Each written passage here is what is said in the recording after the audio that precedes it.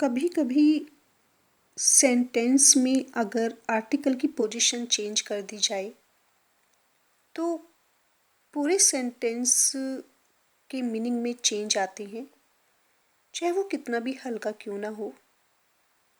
यहाँ पर हम डिफरेंस देख लेते हैं सिर्फ आर्टिकल में कुछ चेंजेस करने में। ए या द, कोई भी हेल्पिंग वर्ब या प्रीपोजिशन को चेंज करते ही क्या चेंज आते हैं। गो टू सी, अगर हम कहते हैं गो टू सी तो उसका मतलब होता है टू बिकम अ सेलर। लेकिन अगर हम यहाँ पर आर्टिकल द यूज़ कर देते हैं गो टू द सी तो उसका मीनिंग भी चेंज हो जाता है।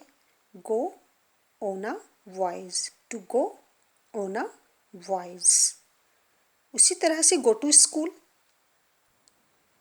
To attend school for lessons, हम स्कूल जा रहे हैं किस लिए, स्टडी करने के लिए या अपने लेसन्स लेने के लिए। लेकिन अगर हम यहाँ पर आर्टिकल द यूज़ कर देते हैं गो टू द स्कूल तो देखिए मीनिंग भी चेंज हो गया। अब हम यहाँ पर स्कूल पढ़ने नहीं जा रहे हैं, स्टडी या लेसन्स गेन करने नहीं जा रहे हैं, बल्कि किसी और पर्पज़ के साथ जा रहे हैं। Go to the school for any other purpose, not for the study. Go to market for making purchases, कुछ खरीदारी करने के लिए जा रहे हैं।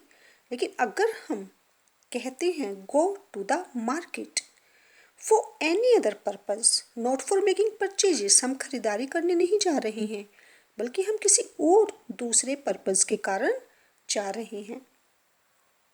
Go to bed, go to sleep. लेकिन अगर हम कहते हैं go to the bed, go to the place where the bed is, अब हम बेड पर सोने के लिए नहीं जा रहे हैं बल्कि हम उस जगह जा रहे हैं जहाँ पर हमारा बेड है।